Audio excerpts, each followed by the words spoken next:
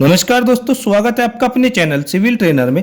दोस्तों, सबसे पहले आप सभी का बहुत बहुत धन्यवाद करना चाहता हूं हमें इतना प्यार और सपोर्ट देने के लिए। दोस्तों, आज की इस वीडियो में हम बात करेंगे शुरू से लेकर लास्ट तक घर का कैसे कैसे कंस्ट्रक्शन करना चाहिए, यानी कि एक्सकवेशन से लेकर लास्ट पेंट तक कैसे कैसे स्टेप बाय स्टेप आपको घर का काम कराना चाहिए। और साथ ही घर के खर्च के बारे में भी बताऊंगा कि कैसे आप अपने घर का खर्च 2 से 3 लाख रुपए तक कम कर सकते हैं। दोस्तों, वीडियो जरूर आज का लंबा होगा, लेकिन आपके लिए बहुत ही इंफॉर्मेटिव और वैल्यूएबल होगा। तो चलिए दोस्तों, वीडियो स्टार्ट करते हैं बिना किसी देरी के। तो सबसे पहला काम आता है घर का प्लान, यानी कि घर का नक्शा। तो साथियों, घर का प्लान आपको पहले ही बनवा लेना है किसी आर्किटेक्ट या फिर किसी इंजीनियर से। आप ध्यान रखें कि घर का प्लान आपको पहले से बनवा कर रखना है, ताकि आपको कोई भी चेंजेस करने हो तो वह पहले ही करवा ले। मतलब आपको अपने हिसाब से रिवीजन वगैरह पहले से ही करवा के रखना है। जब आपका सेटिस्फेक्शन हो जाए तभी आप अपने घर की कंस्ट्रक्शन स्टार्ट करें। अब नेक्स्ट स्टेप आता है आपका ड्राइंग्स वगैरह कंप्लीट होने के बाद प्लॉट क्लीनिंग का। साथियों, जिस भी प्लॉट या फिर जमीन पर आपको घर का निर्माण कराना है, तो सबसे पहले उसको आपको अच्छी तरह से क्लीन कर लेना है, यानी कि आपको प्लॉट की साफ सफाई करवा लेनी है। उसी के बाद आप आगे बढ़े। नेक्स्ट स्टेप आता है आपका लेआउट। जी हाँ दोस्तों, लेआउट आपका वही इंजीनियर करता है जिससे आपने ड्राइंग या फिर घर का नक्शा बनवाया है। साथियों, मैं हमेशा से आपको बोलता हूं कि इसमें आपका 20 से 30 हजार रुपए तो जरूर खर्च होगा, पर इसका आपको यह फायदा होगा, इट मींस इसमें आपकी सिरदर्दी भी नहीं रहती। आप ठेकेदार या फिर मिस्त्री के भरोसे काम को छोड़ देंगे तो उसमें बाद में आपको पता चलेगा गलतियों के बारे में। मतलब आपका लाखों रुपए तो वैसे ही बर्बाद हो जाता है। इसलिए आप घर बनाते हुए किसी सिविल इंजीनियर से कंसल्ट जरूर करें और सिविल इंजीनियर की विजिट समय समय पर कराते रहे। अब नेक्स्ट स्टेप आता है लेआउट के बाद एक्सकवेशन, यानी कि फुटिंग या फाउंडेशन के लिए खुदाई। साथियों, आप एक्सकवेशन मैनुअली भी करा सकते हो या फिर जेसीबी मशीन से भी करा सकते हैं। मैनुअली कराने का यह फायदा होता है कि आपको जितना एक्चुअल साइज चाहिए होता है, आप उतना ही एक्सकवेशन आसानी से करा सकते हैं। और जेसीबी वगैरह से समय तो कम लगता ही है, साथ ही खर्च भी कम आता है। और अगर आपको प्रॉपर एक्चुअल साइज एक्सकवेशन कराना है तो आपको मैनुअली कराना चाहिए, यानी कि उसमें आपको जितना साइज चाहिएगा उतना ही आपको प्रॉपर एक्सकवेशन करा के उतना साइज मिल जाता है। अब नेक्स्ट स्टेप आता है पीसीसी। साथियों, आप ध्यान रखिए कि पीसीसी आप M10 ग्रेड डालें, यानी कि जिसमें आपका 1-3-6 रेशो रहेगा, जिसमें 1 पार्ट सीमेंट, 3 पार्ट सैंड और 6 पार्ट एग्रीगेट यानी कि गिट्टी के रहेंगे। इसके बाद हमारा नेक्स्ट स्टेप आता है कॉलम और फुटिंग की मार्किंग। जी हाँ दोस्तों, पीसीसी करने के कम से कम 10 से 12 घंटे के बाद आपको कॉलम और फुटिंग की मार्किंग कर देनी चाहिए। उसके बाद आप फुटिंग का जाल बांध दें और फिर उस पर आप कॉलम को खड़ा कर ले। जैसे कि आप वीडियो में देख पा रहे हैं, कुछ इसी तरीके से आपको प्रॉपर अच्छी तरह से सपोर्ट देकर ही कॉलम को बिल्कुल सीधा वर्टिकल पोजीशन पे खड़ा करना है, ताकि आपका कॉलम इधर से उधर न जाए। इस बात का आपको जरूर ध्यान रखना है। और साथियों, फुटिंग की बात करें तो नॉर्मल घरों में आपको ट्रेपेजॉइड फुटिंग का ही इस्तेमाल करना चाहिए, क्योंकि इस फुटिंग की लोड बेरिंग कैपेसिटी अच्छी होती है as per compare to simple footing. अब इन सब के बाद हमारा अगला स्टेप आता है फुटिंग की कास्टिंग करना।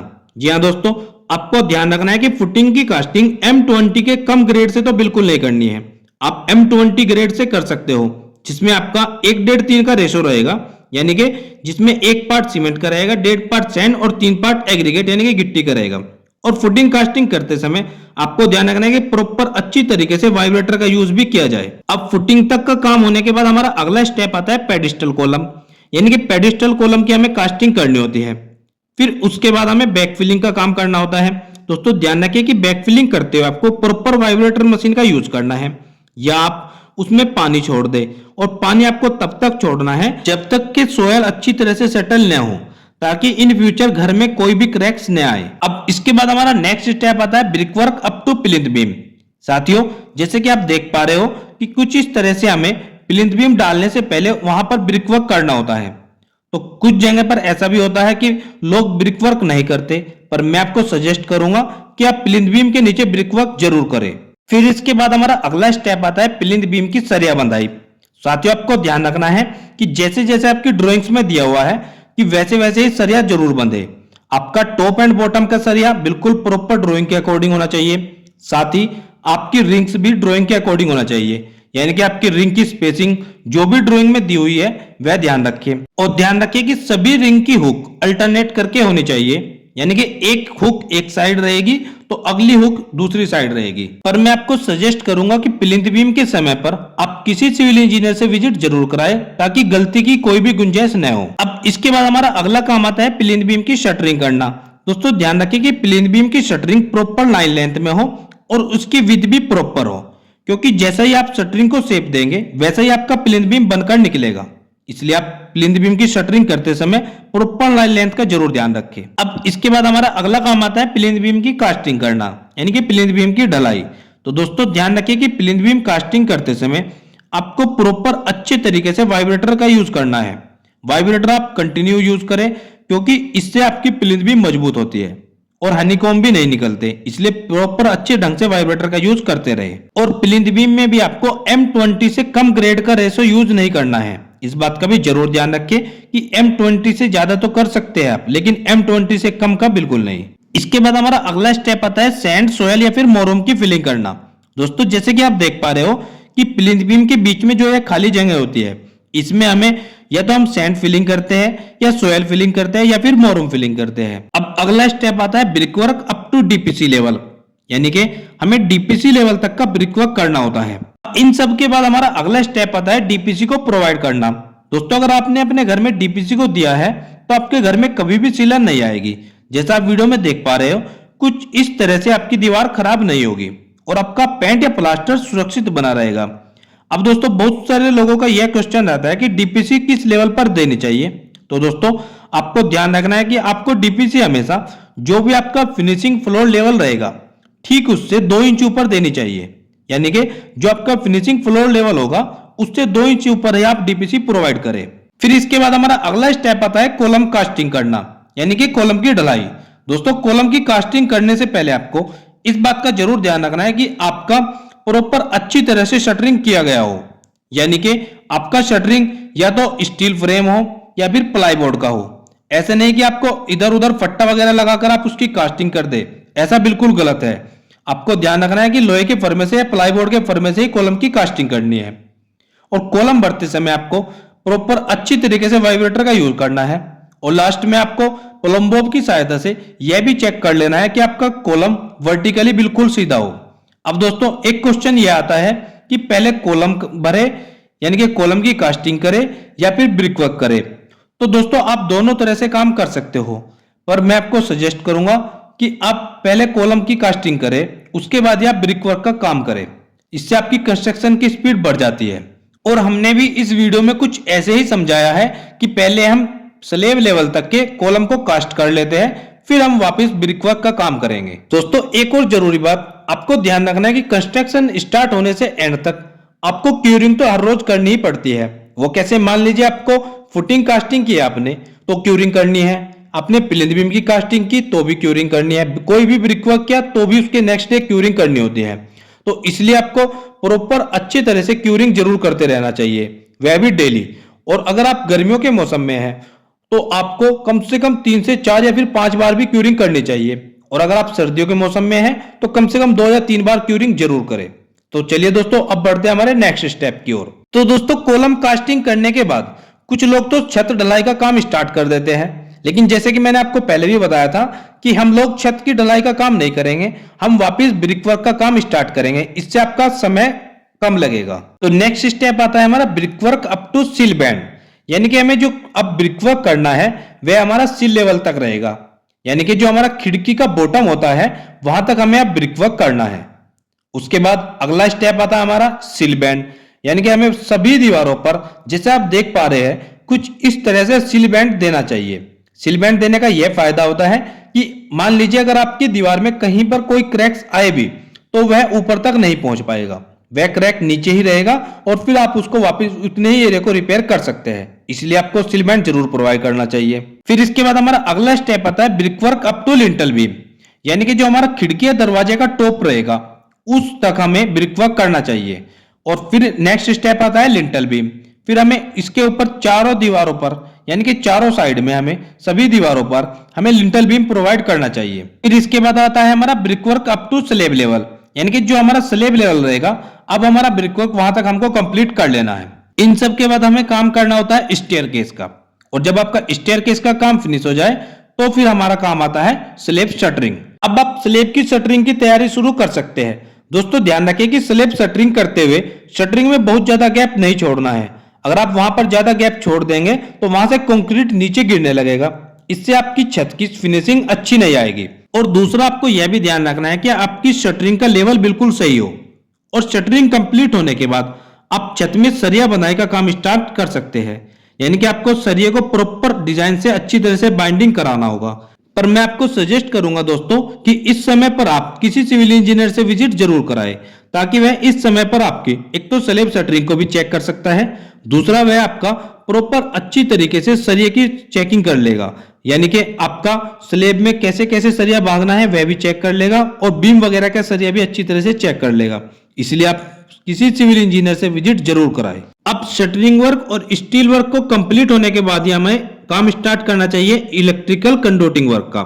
साथियों ध्यान रखें कि इलेक्ट्रिकल कंडक्टिंग वर्क आपको अच्छी तरीके से कराना चाहिए और उसको सभी पाइप्स को अच्छी तरह से बाइंडिंग वायर से उनको बांध ले, ताकि वह छत ढलाई के समय इधर उधर न खिसके।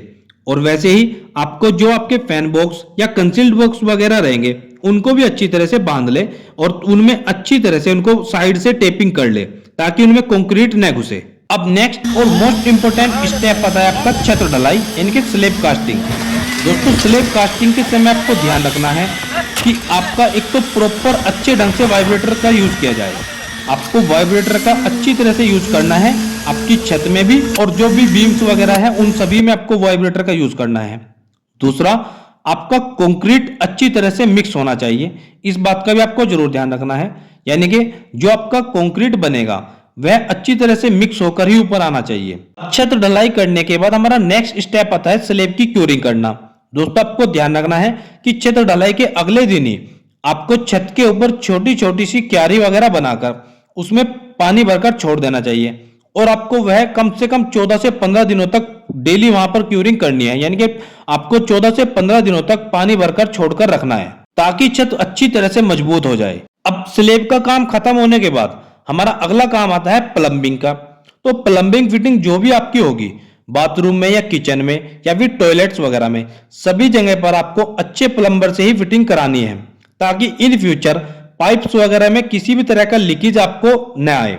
आप ध्यान रखें कि किसी अच्छे प्लम्बर से ही काम कराए, नहीं तो बाद में बहुत लॉस उठाना पड़ सकता है। ठीक इसी के साथ या फिर इसके बाद आप इलेक्ट्रिकल का काम करा सकते हैं, यानी कि आपकी सभी दीवार पर जो भी आपको पाइप फिक्स करने होते हैं या फिर लाइट वगैरह के बॉक्स लगाने होते हैं तो वह आप सब फिक्स कर सकते हो। इन्हीं के साथ साथ आप ऊपर ममटी और पैरापिट का काम भी करा सकते हो। इलेक्ट्रिकल और प्लम्बिंग का काम होने के बाद आप अपने घर में कच्चा फर्श यानी कि फ्लोर की पीसीसी भी कर सकते हैं। फिर नेक्स्ट स्टेप आता है आपका आउटर प्लास्टर वर्क। इन सभी कामों के बाद आप आउटर के दीवारों पर प्लास्टर का काम स्टार्ट कर सकते हो। और फिर अगला स्टेप आता है आपका इनर प्लास्टर वर्क। फिर आप इनर में यानी कि अंदर की सभी दीवारों पर प्लास्टर का काम करा सकते हैं। तो साथियों यहाँ तक तो वो आपका स्ट्रक्चर वर्क कंप्लीट। अब बात करते हैं आपके फिनिशिंग वर्क की। अब प्लास्टर का काम कंप्लीट होने के बाद आता है आपका फ्लोरिंग या फिर टाइल्स या पत्थर का काम। मतलब दोस्तों अब आपको घर में जहां कहीं भी टाइल्स, पत्थर या फिर फ्लोरिंग या मार्बल्स वगैरह का काम कराना है तो आप वह काम करा सकते हैं। इन सभी कामों के बाद अगला स्टेप आता है हमारा वुडन वर्क, यानी कि आपको खिड़की, दरवाजा वगैरह या फिर कोई भी फर्नीचर वर्क का काम कराना हो तो वह हम करा सकते हैं। इन सभी कामों के बाद हमारा अगला स्टेप आता है रेलिंग्स वगैरह का काम, यानी कि स्टेयरकेस वगैरह की रेलिंग या फिर पैरापिट वाल की रेलिंग या खिड़की दरवाजों के फ्रेम्स वगैरह, इन सभी कामों को हम कंप्लीट करा सकते हैं। अब आता है हमारा रिपेयर या मेंटेनेंस वर्क, यानी कि घर बनाते समय हमारा कोई भी रिपेयर या फिर मेंटेनेंस का काम है तो उसको आप कंप्लीट करा सकते हो। अब सभी तरह के काम कंप्लीट होने के बाद हमारा सबसे लास्ट में आता है पुट्टी और पेंट वर्क। दोस्तों आपको ध्यान रखना है कि हमारे घर में कोई भी काम न रहे, सभी तरह के काम कंप्लीट होने के बाद ही आपको पुट्टी और पेंट का काम स्टार्ट करना है। और इसमें आप पहले 2 कोट पुट्टी के करें और उसके बाद ही आप पेंट का अप्लाई करें। दोस्तों ध्यान रखें कि पुट्टी और पेंट आपको किसी अच्छी कंपनी का ही यूज करना है, क्योंकि अच्छी कंपनी का पेंट लॉन्ग टाइम ड्यूरेबल रहता है और साथ ही घर की मजबूती के साथ साथ घर सुंदर भी दिखाई देता है। अब आगे बात करते हैं कि कैसे हम अपने घर का खर्च 2 से 3 लाख रुपए तक कम कर सकते हैं। दोस्तों आगे बताई गई अगर आप इन बातों को घर का कंस्ट्रक्शन करते हुए इंप्लीमेंट करते हैं तो पक्का आपके 2 से 3 लाख रुपए बचेंगे ही बचेंगे। आज के समय में कई जगह पर 1500, 1700, 1800 रुपए पर स्क्वायर फीट तक की कॉस्ट आ रही है। अब दोस्तों ऐसे में आपका यह जानना बहुत जरूरी है कि कैसे आप अपने घर की कॉस्ट 2 से 3 लाख रुपए तक कम कर सकते हैं। साथियों, हमारी कंस्ट्रक्शन कॉस्ट दो चीजों पर डिपेंड करती है। एक होता है आपका मटेरियल कॉस्ट, दूसरा लेबर कॉस्ट। साथियों, मटेरियल कॉस्ट हमारा टोटल कंस्ट्रक्शन कॉस्ट का 70% रहता है, वहीं लेबर कॉस्ट हमारा 30% रहता है। 1000 स्क्वायर फीट में कोई घर है और उसमें आपका 1800 रुपये पर स्क्वायर फीट के हिसाब से लगभग 18 लाख रुपए लगा, तो उसमें आपका जो मटेरियल कॉस्ट होगा वह होगा 70% यानी कि 12,60,000 रुपए। वहीं लेबर कॉस्ट आपका रहेगा 30% यानी कि 5,40,000 रुपए। अब दोस्तों लेबर खर्च में आपका सभी तरह की लेबर इंक्लूड हो जाती है, जैसे आपका इलेक्ट्रीशियन, टाइल मेसन या फिर आपका प्लम्बर या लेबर या फिर मेसन, यह सभी तरह की लेबर मिलाकर ये आपका लेबर कॉस्ट बन जाता है। साथियों, चाहे आप घर बनाने का काम विद मटेरियल दे या फिर लेबर रेट पर, तो आपको कॉन्ट्रैक्टर से यह सब पहले ही तय कर लेना है कि आप कॉन्ट्रैक्टर का टोटल पेमेंट प्लॉट साइज के हिसाब से बनाएंगे या फिर टोटल स्लैब मेजरमेंट करके। अब अगर आपका सिर्फ प्लॉट के एरिया के हिसाब से तय हुआ है तो ठीक है, लेकिन अगर स्लैब एरिया के हिसाब से तय हुआ है तो अक्सर कर ज्यादातर कॉन्ट्रैक्टर आपको बोलेंगे कि सर छत में छज्जा 4 या 5 फीट का दे दीजिए। वह इसलिए ताकि कॉन्ट्रैक्टर का स्लैब एरिया बढ़ जाए। वह कैसे, मान लीजिए आपने 250 रुपये पर स्क्वायर फीट के हिसाब से लेबर रेट के हिसाब से उसको कॉन्ट्रैक्ट दिया है, तो कॉन्ट्रैक्टर आपसे बोलकर 4 या 5 फीट का छज्जा अगर बढ़वा ले तो कॉन्ट्रैक्टर का लगभग 100 स्क्वायर फीट तक एरिया बढ़ जाता है। बहुत सारे केसेस में तो यह एरिया 200 स्क्वायर फीट तक भी बढ़ जाता है। लेकिन आप मान लीजिए अगर कॉन्ट्रैक्टर का एरिया सिर्फ 100 स्क्वायर फीट ही बढ़ा है तो, और लेबर रेट आपका 250 रुपये पर स्क्वायर फीट है, तो यहां पर बढ़े हुए एरिया से रेट को अगर मल्टीप्लाई करते हैं तो इसमें आपका आएगा 25,000 रुपये, यानी कि आपका 25,000 रुपये एक्स्ट्रा जाएगा कॉन्ट्रैक्टर पर। तो यहां पर आप 25,000 बचाने के लिए सिर्फ 3 फीट का छज्जा ही दें, क्योंकि अगर आप 3 फीट का छज्जा देते हैं तो यह मजबूती के लिहाज से भी अच्छा रहता है as per compare to 4 feet या 5 फीट छज्जा। अब बात करते हैं कि मटेरियल में हमें कैसे कैसे पैसा बचाना चाहिए। मैं आपको शुरू से डिटेल से बताता हूं। सबसे पहले अगर हम एक प्लॉट लेते हैं तो प्लॉट हमें या तो स्क्वायर शेप का लेना चाहिए या फिर रेक्टेंगल शेप का। इसमें हमारा खर्च थोड़ा कम हो जाता है, क्योंकि ऐसे प्लॉट में हमें घर के रूम, टॉयलेट, बाथरूम या फिर किचन वगैरह इन सभी का एक शेप दे सकते हैं, जिसमें हमारा घर प्रॉपर अच्छे से बन जाता है, वह भी सिंपल प्रोसीजर के साथ। लेकिन अगर हमारा थोड़ा टेढ़ा मेढ़ा प्लॉट है तो उसमें हमें दिक्कतों का सामना करना पड़ता है और खर्च भी बढ़ जाता है। तो आपको ध्यान रखना है कि आपका प्लॉट सिंपल शेप का हो, रेक्टेंगल या फिर स्क्वायर शेप का हो। अब दोस्तों इसी में एक बात और निकल कर आती है कि लोग क्या करते हैं कि ना तो किसी आर्किटेक्ट और ना ही किसी सिविल इंजीनियर को हायर करते हैं।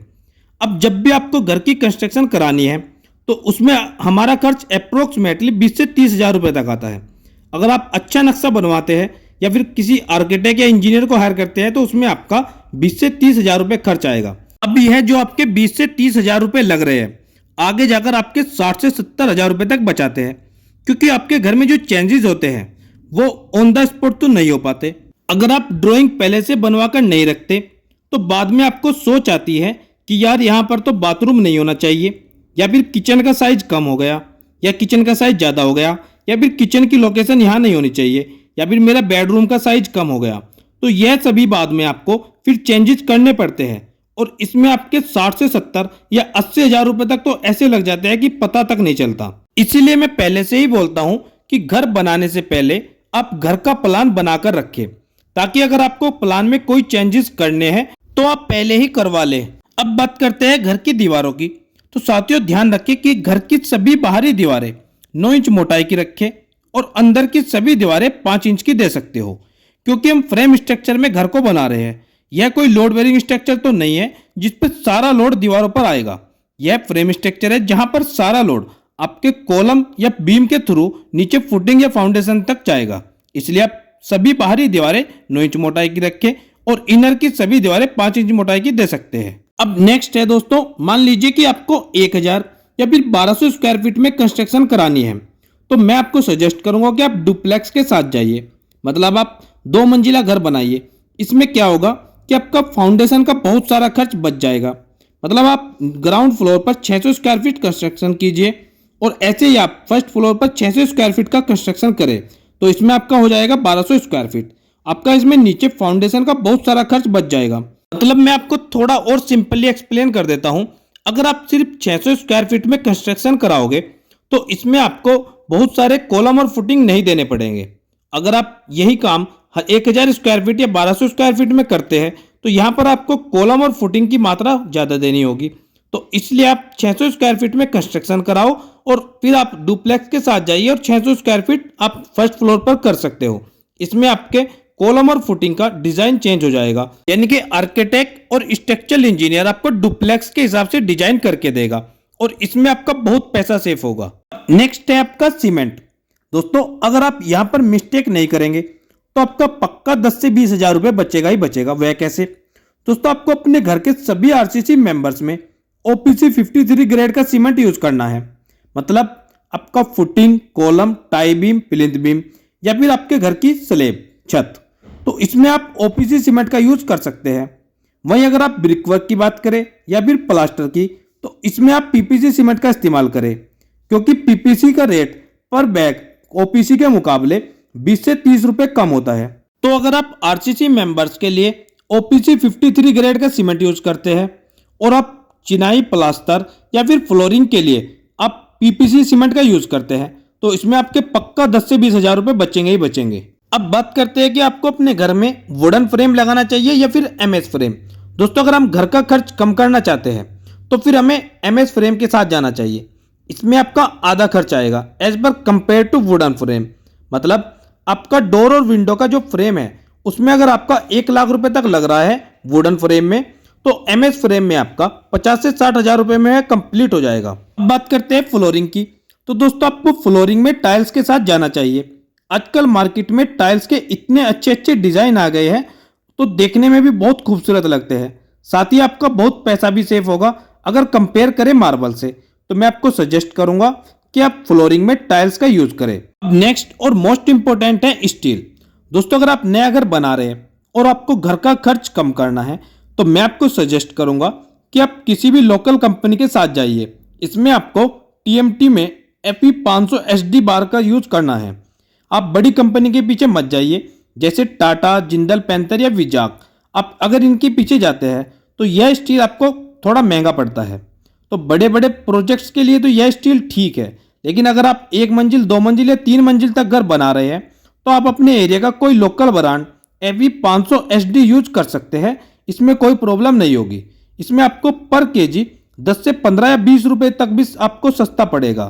तो इसमें भी आपका 40 से 45 हजार रुपए तक बच सकता है। अब बात करते हैं घर के एलिवेशन की। दोस्तों अगर आप घर का डिजाइन बिल्कुल सिंपल रखते हैं तो इसमें आपका खर्च बचेगा। अगर आप यहाँ पर डिजाइन ज्यादा देना चाहते हैं तो इसमें आपका बहुत खर्च बढ़ जाएगा, क्योंकि कॉन्ट्रैक्टर एलिवेशन का डबल चार्ज लगाएगा। हाँ अगर आपको खर्च नहीं कम करना है तो आप कैसा भी एलिवेशन दे सकते हैं, लेकिन अगर आपको घर का खर्च कम करना है तो आप सिंपल एलिवेशन के साथ जाइए। अब दोस्तों घर के खर्च कम करने की बात आ रही है तो मैं आपको सजेस्ट करूंगा कि आप बड़ी बड़ी कंपनी के मटेरियल के पीछे मत जाइए। आप कोई लोकल कंपनी का, लोकल ब्रांड का मटेरियल भी यूज कर सकते हैं। बस आपको क्वालिटी का ध्यान रखना है, क्वालिटी अच्छी हो। दोस्तों आज की वीडियो में बस इतना ही। उम्मीद करता हूं दोस्तों आज की मेरी ये कोशिश आपके जरूर काम आएगी।